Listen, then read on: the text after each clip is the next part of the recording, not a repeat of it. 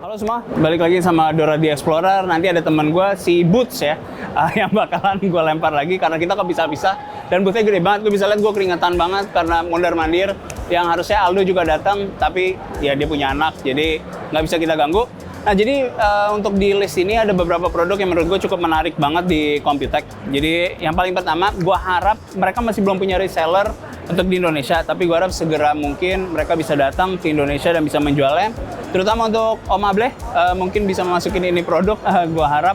Jadi intinya adalah terutama untuk kita pengguna RTX 4000 series, kan banyak yang kebakar dan segala macam karena biasanya kabelnya itu kalian ketarik-tarik dan kebetot atau jadinya nggak stabil.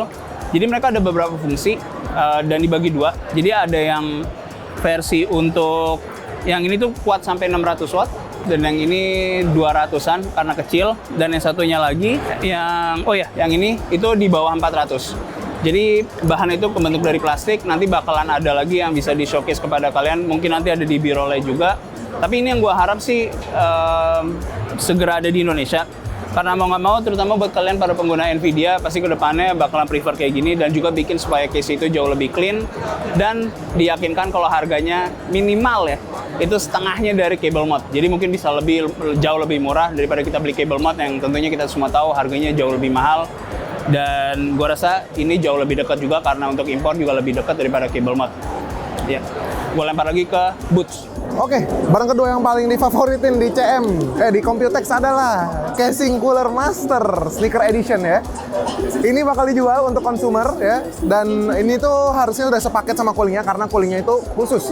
Karena dia naruh radiatornya tuh di bawah dan pumpnya tuh ada di atas. Jadi kalau nggak pakai cooler bawahnya dia, bubble dari radiatornya tuh bisa naik ke pumpnya lagi dan itu bakal ngerusak pump lo. Tapi memang kalau dari desain ini udah paling antik ya, karena bentuknya sneaker gitu. Tapi katanya sih yang bakal dirilis baru ini doang, warna ini doang. Tapi di sini dia juga ngedisplay satu lagi warna yang colorway-nya colorway Gundam. Dan gue sih lebih suka yang itu sih sebenarnya, karena memang warnanya nggak seglossy yang warna merah ini dan lebih kalem gitu pemilihan warnanya. Tapi sih kalau ditanya kita akan nge-build atau enggak, gue nggak tahu ini bakal masuk ke Indonesia atau enggak. Mungkin nanti kita akan cari-cari cara lah biar bisa ngerakit casing ini. Ini kan tugasnya David untuk nyari cara ngerakit casing ini. Tapi ini limited edition. Tapi tadi juga nggak di Discord berapa jumlah yang akan dijual. So, gue berharap ini masuk Indo aja sih, karena ini unik banget casing ini.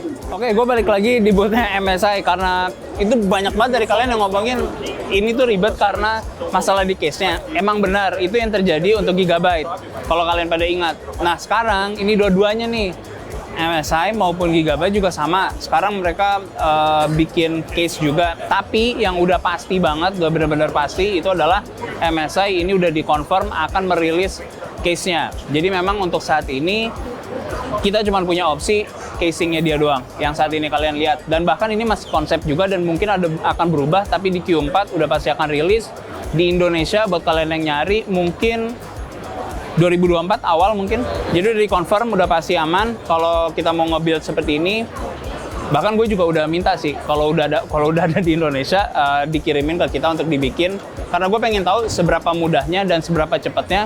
Mungkin gue akan nge-build di build yang seperti ini dan Wingko di build yang lama untuk bandingin seberapa cepat kita bisa selesai bikin suatu PC. Jadi itu yang bakalan dijadiin benchmark, karena menurut gue ini bakalan jauh lebih cepat dan bikin lebih simpel. Dan itu sih yang bikin kalau kalian takut, karena kita udah ngomong sama beberapa chassis manufacturer juga, mereka mungkin akan ngeliat seperti ini dan ngeliat dulu ngetes masalah rigidity-nya. Jadi itu doang isunya, dan menurut gue masih masuk ke TLM list untuk tahun ini.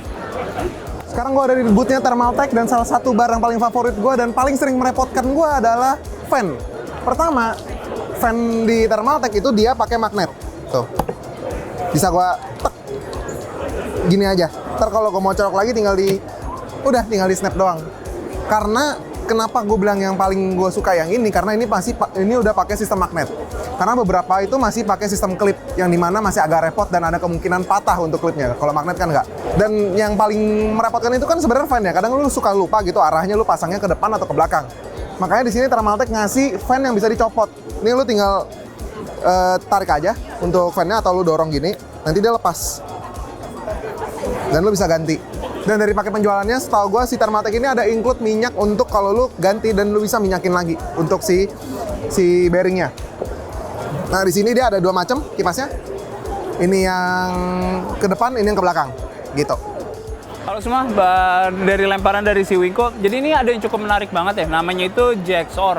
Jadi sebenarnya kalau lo lihat di belakang, mungkin lo agak kaget karena sebenarnya ini GPU lama, bahkan ada yang lebih lama lagi, kayak 550, bahkan ada 7750 yang menurut gua chip yang udah lama banget, tapi gue baru tahu dari sini kalau mereka itu masih diproduksi. Seperti yang lo lihat di sini, ini nggak ada men, yang namanya 6x display itu nggak pernah ada. Walaupun kalau misalnya lo pada bilang, oh itu bisa pakai Infinity, cuman kenyataannya ini namanya pakai bisa dibilang industry standard yang namanya VHDCI. Jadi dari sini itu lo outputnya dari 1 bisa jadi 4 menggunakan DVI, VGA, sama satu lagi masih ada HDMI.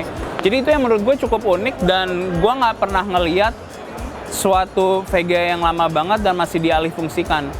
Ditambah lagi ada beberapa yang cuma 2 slot dan ada yang cuma 1 slot doang seperti yang RX 550 itu sampai 9 display. Itu yang menurut gue cukup unik dan gue nggak pernah nyangka kalau VGA seperti ini masih bisa dialih fungsikan dan mereka juga udah lama banget. Mereka itu udah bertahun-tahun ngebikin ini semua dan untuk display-display yang ya bisa dibilang mungkin sangat besar ya, kayak Videotron dan ada lagi nanti mungkin di mirrorless seperti kalian lihat. Contohnya dengan menggunakan hanya 1 GPU untuk nge-power banyak banget display. Dan kalau misalnya kita mikir ini sebenarnya untuk gaming dan segala macam, memang cuma chipnya doang. Tapi outputnya itu adalah sampai ya kalau bisa lihat 8, 12, ada yang 9, ada yang 9 display. Itu yang menurut gue benar-benar unik sih.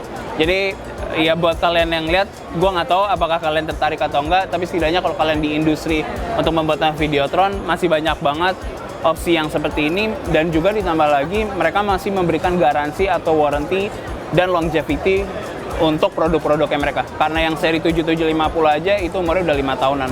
Jadi menurut gue kalau kalian tertarik bisa ngelihat, paling nanti akan gue tulis di bawah untuk di description-nya. Untuk produk kanan tentunya kita ada storage favorit di tahun ini yaitu si Synology ya. Ini itu sebenarnya B-Drive, design by Synology. Kenapa ini favorit? Karena dia tuh auto backup untuk folder-folder yang memang lu tunjuk dia untuk nge-backup otomatis. Dan tentunya kalau ngomongin backup si PC doang bukan hal yang baru, tapi memang yang memudahkan adalah dia bisa nge-backup handphone langsung walaupun Android ataupun iOS. Lu tinggal buka apps-nya, lu langsung backup semua foto yang memang lu mau backup. Dan dia juga bisa diatur untuk nge-backup foto-foto baru doang.